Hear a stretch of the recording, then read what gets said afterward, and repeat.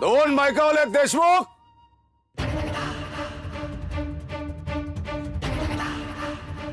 तुम्हाला काय वाटलं? मला काही कळणार नाही. खोटा नाही नंबरचे. काय झालं साहेब? खोटं बोललात तुम्ही. माझ्या बहिणीला चक्कर आली असं खोटं बोललात तुम्ही. इथवर हल्ला झालाय.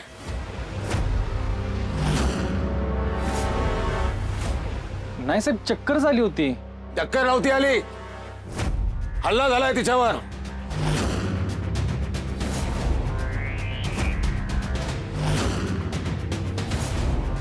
काय? अहो साहेब, तसं कोण कशाला करेल? हो, तुम्ही तरी सांगा नाहीस नाही आता. आमची काय तिच्याशी दुश्मनी थोडीच आहे. आम्ही कशाला असं करू? दोन बायकावाले देशमुख,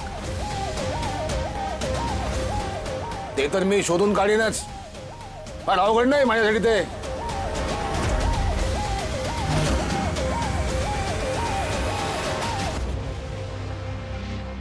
त्यांनी कुणी हल्ला केलाय त्यांनी स्वतःहून कबूल करावं.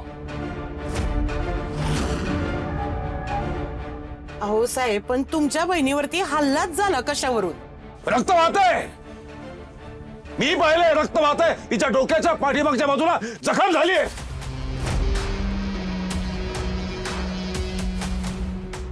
कसं शक्य आहे साहेब? असं नाही होणार. रक्त वाहतंय. या घरातले काही लोक आधीच माझ्या रडारवर होते. तर लक्षात ठेवा, त्या घरातला प्रत्येक माणूस माझ्या रडारवर आहे.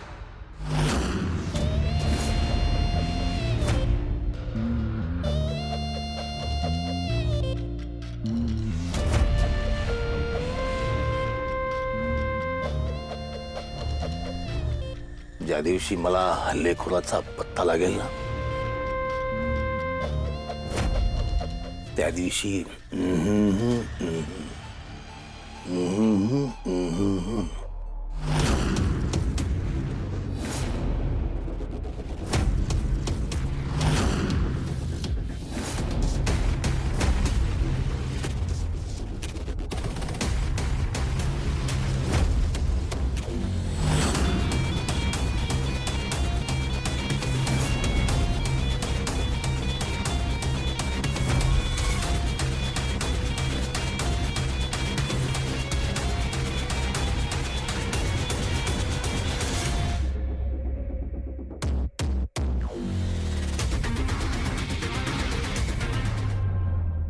अरे मॅडम, येऊ का?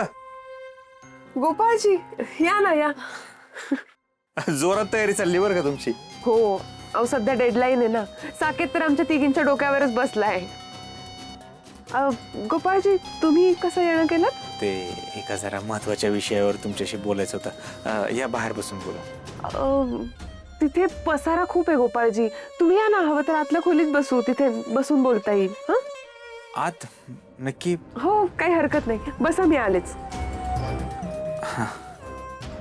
प्रियाताई, हे इथे जरा सांभाळा, मी आले. चालेल. काय बाई, काय करायचं या जामकरचं? कसला माणूस आहे ग ह्यो? आता काय घरच्यांना काही याड लागलंय वय हिच्या बहिणीवर हल्ला करायला? आपली काही दुश्मनी आहे का काय तिच्याशी? नाही तर काय, या घरातल्या माणसांवर काय राग आहे त्याचा कोणाच ठाऊक. सारखा आपला कोणाला कोणावरती आरोप करतच असतोय बघतो. तर ह्या घरातली माणसं लय साळसूद नाहीत का? त्या जामकरला काय पिसाळ्याला कुत्रं चावलंय वय ते विनाकारण आरोप करायला?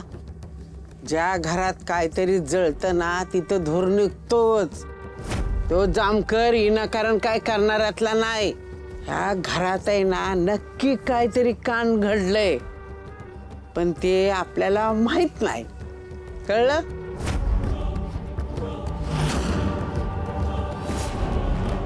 लाले, हे लाले, तात्या, हे पेढा खा.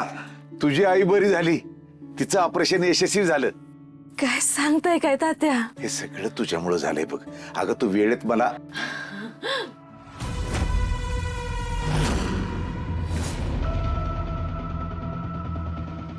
तुम्ही तोंड गोड करा. तुम्ही जीव तोडून प्रयत्न केले ना म्हणून माझी आई वाचली. द्या सगळ्यांना पेढे द्या ना. हा ए घ्या परवड घ्या पिढी घ्या घे तू घे. हे कंदी आहेत ना, होय असल आहेत. ठेवा इथं पुढा, मी पाहिजे तेव्हा खात जाईन. बर आधी समजसनी वाटतो मग ठेवतो.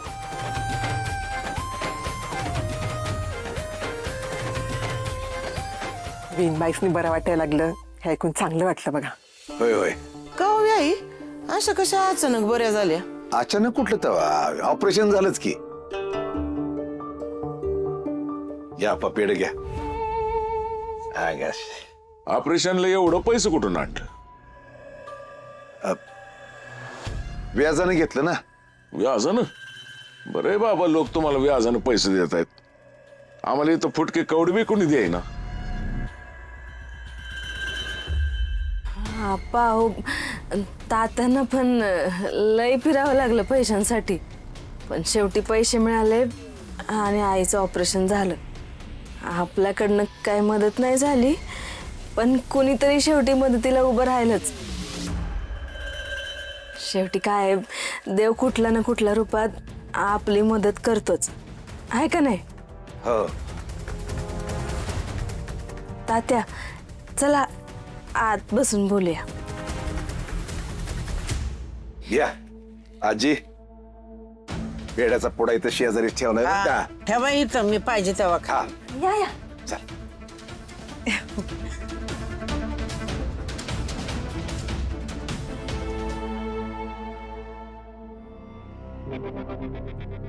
काय झालं गोपाळजी, बोला ना. आर्या मॅडम, काल तुम्ही आमच्या घरी आला होता, बेशुद्ध होऊन पडला. नक्की काय झालं होतं? कशामुळे चक्कर आली होती तुम्हाला? गोपाळजी, मी खरं सांगते, पण मला चक्कर नव्हती आली.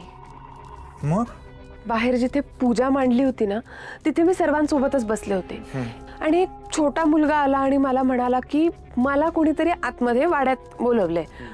मग मी वाड्यात गेले तर वाड्यात कोणीच नव्हतं. तिथे आतल्या बाजूला एक खोली आहे, तिचा दरवाजा उघडा होता म्हणून मी खोलीत गेले. खोलीत तेव्हा खरंच कोणी नव्हतं, मला आठवतंय. पण अचानक मला मागून डोक्यात कोणीतरी मारलंय असं मला वाटलं. म्हणजे कदाचित काहीतरी लागलं असेल किंवा काय पडलं वगैरे असेल वरून, मला माहित नाही.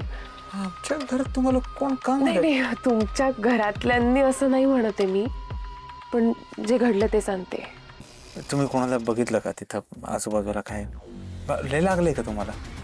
हो जरा. तुमची हरकत नसेल तर मी बघू शकतो का? हो बघा ना.